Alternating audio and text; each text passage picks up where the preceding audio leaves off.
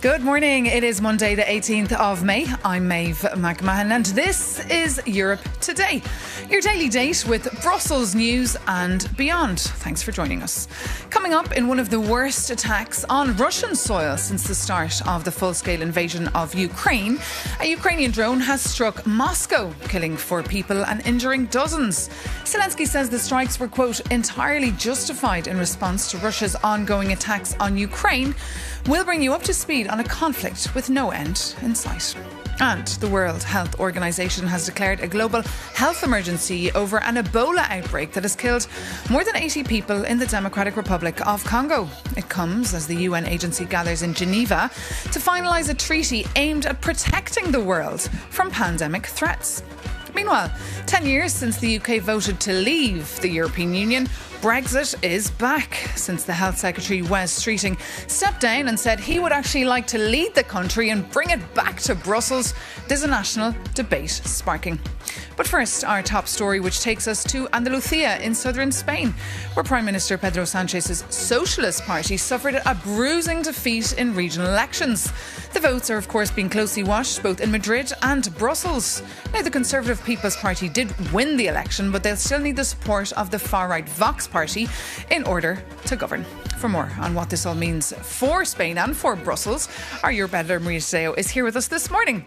So Maria, really bad night there for Pedro Sánchez and his party. What are the consequences of all this? Well, look, Maeve, it was a disastrous night. No question for the Spanish Socialist Party. Is their worst result in democratic history in a region which is roughly the size of Portugal, but also used to be their historic stronghold. Again, back-to-back losses this election, but also 4 years ago, which again cement this idea that this is a region that has now shifted to the right. For Pedro Sánchez, this is also a problem because the candidate running, representing the party, was someone who was a minister in his government, a former deputy prime minister of the government of Spain, and a woman, a candidate that he had selected for this campaign. So it was very much appointed with the consent of the prime minister, already with a national profile, and all of this we see in the end produced no results in the election. The other point that is relevant about this vote yesterday is the Spanish Conservatives, very mainstream, Partido Popular, PP. They did win the election, but fell short of a majority, and now will need the hard-right Vox to govern. What this says to me, and I know this is going to sound counterintuitive at this point, but it really shows that there is a pivot to the right in Spain, which does not seem obvious, of course, because the Spanish Prime Minister, Pedro Sánchez, has created this international profile for himself. He has positioned very successfully, I would argue, from a communications perspective, as the man that will stand up to President Donald Trump. We talked about this big convention that he hosted 3 weeks ago in Barcelona. He's been able to really electrify this international progressive coalition. But back home, there is a big gap between his international perception and the national perception in the country, which is of a man who is polarizing, to say the least, and who also, when you look at the regional ballots so far this year, you have seen this perpetuation of the right winning for the Spanish Prime Minister. Of course, the big question is whether or not he can change the situation going into the 2027 election. He does tend to perform better nationally than regionally, but nonetheless, when you put all of this together, it does suggest that the country is tilting to the right, contrary to this international image of Spain, which for me is a fascinating phenomenon, but it does show there is this big gap externally and within the country. And there's another pickle, of course. The Spanish government is in damage control, Maria, over claims they used EU funding for pensions. Tell us more. Well, yes. Look, Maeve, this goes back to a report by the Spanish budget watchdog. They indicated that in November 2024, they used budget credits, which is not necessarily European funding per se, but it was connected to a clause in relation to the RFF, which, of course, is the recovery fund put together by the European Union, paid for, of course, course, by joint debt backed by the EU 27. The Spanish government told Euronews, and they told myself, as sources very close to the Spanish economy ministry, that they categorically deny that European money is being used to pay for pensions. They say this is not the case. They also told me, and as I understand, the European Commission did ask for an explanation. They did ask for a clarification after Spain provided a technical explanation saying this is an accounting issue. The Commission does not indicate that there is any wrongdoing or misuse of funding, but nonetheless, this is the politics and this is about the optics. The damage to some extent is already done. And Maeve, we should keep in mind this is coming right before negotiations around the European budget kickstart, and of course is already fueling some of the tensions between the southern European countries and some of the frugal countries, northern European countries, which traditionally, historically have said they do not want a big budget and they do not want joint funding to become permanent. That debate that never goes away. Maria Tadeo, thank you so much for that very comprehensive analysis there. And now moving on to the ongoing war in Ukraine. This weekend, in response to a major attack on Kyiv, Ukraine's largest drone strike so far hit Russia, killing at least 4 people, including 3 near Moscow and wounding a dozen others. Debris fell on Russia's largest airport, causing disruptions but no damage. For more, we're joined here in the studio by our Ukraine correspondent, that's of course Sasha Vakalina. Tell us more about this attack on Russia. Yes, indeed. As you said, this was one of the largest attacks. In fact, according to Russian officials, it was the largest when it comes to Moscow in over a year.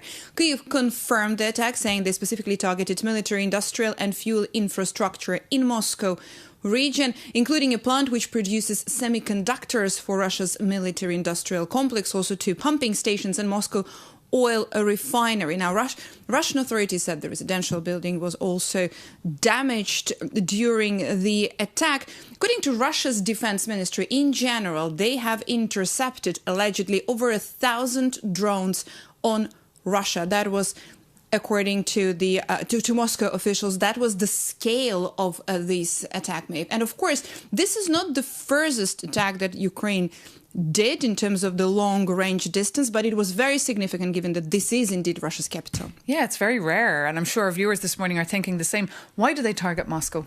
Well, for Kyiv, that was a clear demonstration of its capabilities. This is a very clear and simple message that Kyiv can reach Moscow if it wants to. Moscow, of course, being Russia's most protected city in terms of air defense. Ukraine's President Volodymyr Zelensky, he did call it entirely justified, and he also tweeted about the attack, saying our responses to Russia's prolongation of the war and its attacks on our cities and communities are entirely justified. Ukrainian long-range sanctions reached the Moscow region, and we are clearly telling the Russians their state must end its war. Now, what he means here is, of course, the attack last week on Kyiv when the residential building was hit and 24 people were killed in that Russian attack. Volodymyr Zelensky in this case is sending the message that he can indeed move Russia's war back to Russia's territory. And we can see the effect of it given the scale of the fear and also all these videos on social media by Moscow residents showing that attack, Maeve. OK, Sasha Vakalina, thank you so much for that update. Now, moving on to the Middle East, where a drone strike has triggered a fire near a nuclear plant in the United Arab Emirates. The incident that has been condemned by the region and the International Atomic Energy Agency highlights just how fragile the ceasefire between the US and Iran really is. For more, we can head straight over to Qatar, where our correspondent Adel Khalim is standing by for us this morning. Tell us, what is the latest on this nuclear plant bombing, Adel? Yeah, Maeve, this is really the kind of incident that Gulf countries were hoping to avoid. While the ceasefire is still technically in place, clearly tensions never went away. Now, what happened on Sunday was a drone hit the perimeter of the Baraka power plant in the UAE, just outside the, which roughly supplies about a quarter of the country's energy. Now, according to Emirati officials, now 3 drones entered UAE airspace from the west and hit the electrical generator outside the main facility, sparking a fire. Now, the Abu Dhabi media office was quick to report there was no radiation leak, no injuries reported. In fact, the generators were continuing to operate as normally. But even without casualties, this is hugely symbolic. Any attack on a nuclear facility raises serious questions. And while the UAE didn't publicly blame Iran, Analysts do say this was a warning shot as regional tensions continue to escalate once again. Maeve? And Adele, President Trump and Iran's Foreign Minister Abbas Araghchi have reacted to this. We can actually together take a listen to what they have to say. I could say this with very, very strong conviction. Iran will never have a nuclear weapon. Not going to happen. They have no Navy, no Air Force, no anti-anything. By the way, we knocked out 85% of their manufacturing for the missiles. An attack on our nuclear facilities has already taken place once, and they claim they completely destroyed them. Yet now they're once again talking about attacking the facilities. These contradictory statements truly indicate the depth of America's confusion regarding their objectives in this war. So as you can see, their tensions have clearly not gone away. And we're also hearing, Adele, that Israel and the US are planning to renew the war. What can you tell us? Yeah, those comments really accentuate where we stand right now. Publicly, both sides are calling for diplomacy, but at the same time, they're preparing for the eventuality of a possibility of what could come next. Iranian officials have openly said that during the ceasefire, they were able to regroup and restock their strike systems. Meanwhile, military activity across the region hasn't slowed down. U.S. Central Command says American naval forces continuing their blockade of the Strait of Hormuz. And as of Sunday, it says 81 commercial vessels were redirected and 4 disabled. And as you mentioned, there are reports that Israel and the U.S. are coordinating future strikes if negotiations fail. To that end, U.S. President Donald Trump doubled down on his Truth Social account, saying for Iran, the clock is ticking and they better get moving fast or there won't be anything left of them. Time is of the essence. So right now we're seeing technically the ceasefire still holds, but all parties are bracing for the possibility of what could come next. Maeve? OK, very stressful time, of course, there for your region and the world. Thank you so much for that update there, Adele Khali. And now moving on. From the Netherlands to Sweden and then on to Oslo and Rome, India's Narendra Modi is on a whistle-stop tour across Europe, sitting down with various European leaders. After hosting foreign ministers from BRIC countries just last Friday, he's here to celebrate, of course, the historic EU-India deal signed earlier this year. For more on what to expect from his trip, here's our Jakub Janis. Have you ever wondered how the world's fastest growing major economy manages a crisis at home while reshaping global trade? While New Delhi scrambles to protect a sinking rupee hit by energy shocks from the Iran war, Prime Minister Narendra Modi is launching a massive diplomatic offensive across Europe. And months after a historic EU-India free trade agreement, this tour executes that mother of all deals by balancing Brussels with individual capitals.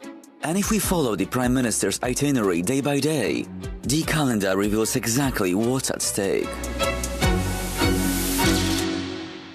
And over the weekend, Modi met with Dutch Prime Minister Rob Jetten. The Netherlands is a key trading partner for India, with bilateral trade worth nearly $28 billion. And the immediate prize is an $11 billion semiconductor deal between Tata Electronics and Dutch giant ASML to build a cutting-edge microchip plant in Western India. And it is a textbook example of Europe's China Plus One strategy, as Western companies rush to diversify supply chains away from Beijing. And now the focus shifts to Sweden, where today Modi is meeting Prime Minister Ulf Kristersson and European Commission President Ursula von der Leyen at the European Roundtable for Industry. And here is a side note. While capitals like Stockholm provide India with specific tech, defense and green transition deals, Brussels provides here the regulatory alignment and massive tariff cuts needed to unlock the entire European market. But hey, that's not all. Tomorrow, Modi attends the India-Nordic Summit in Oslo, engaging Nordic leaders on clean energy and Arctic shipping routes opened up by climate change. And this grand tour will conclude on Wednesday in Italy with Prime Minister Giorgia Meloni, where both leaders will focus on maritime security and a joint action plan for legal migration channels. And I know it sounds complex, but one thing is certain. For European leaders facing slowing economies, rolling out the red carpet is no longer a luxury. It is a strategic necessity. And the world's most populous nation becomes an indispensable geopolitical counterweight when Europe's historic partners look away.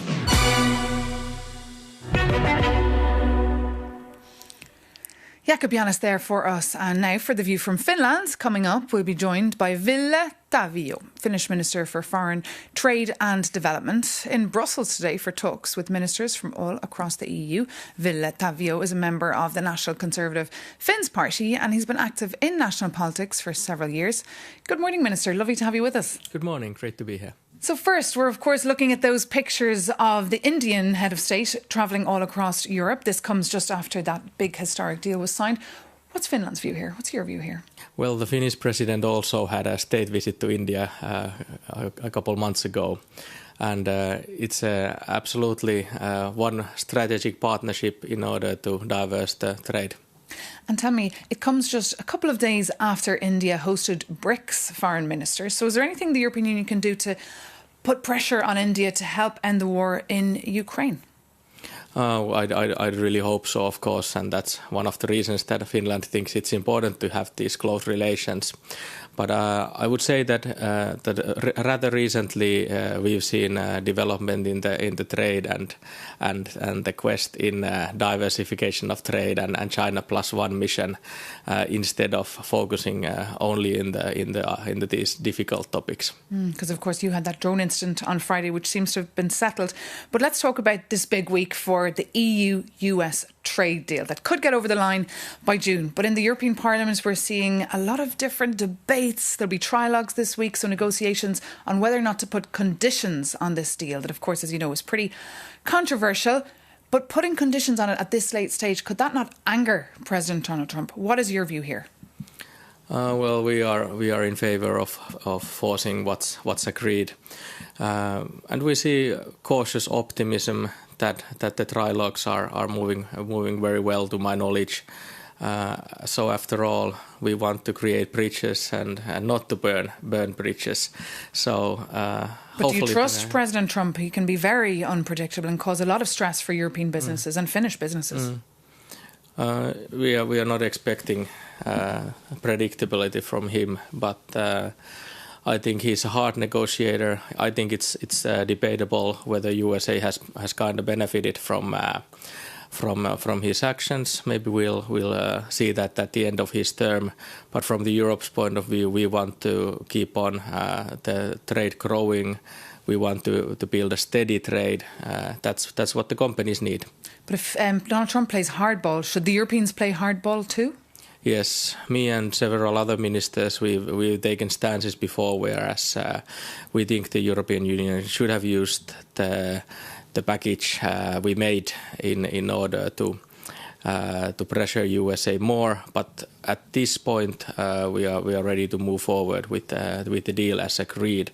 And of course, our requirement is that the USA also respects this deal. And a big week as well for the EU. They're heading to Mexico this week. Could a deal be signed there? We know the last EU-Mexico summit was back in 2015. Yes, we are looking for renewing the global treaty with EU Mexico, and it's a very important point. You know, we have the Mercosur trade deal already applied, so that doesn't include Mexico. So it's very good that we get a new deal with Mexico as well. It's our second largest partner in the Latin America. And meanwhile, of course, big focus of your talks this week on the impact the ongoing war in the Middle East is having on Europeans. Do you think enough has been done by Brussels, i.e. the European Commission, in order to soften that blow on Europeans? Well, from the trade minister point of view, I can tell that the past 3 years that I've been a minister of trade, the security concerns have been rising all the time. So I think trade ministers are more dealing with the security concerns and increasingly involved in the security issues. So whether it's diversification of trade, but also energy, basic supply chains, now wartime discomforts. OK, Minister, Thank you so much for coming into us here today on Euronews and being our guest on Europe Today. That does bring, though, this edition of Europe Today to an end. Any points, comments, questions for us, you can always reach out at europetoday@euronews.com. But for now, thank you so much for tuning in. Take care and do visit euronews.com for more news and analysis.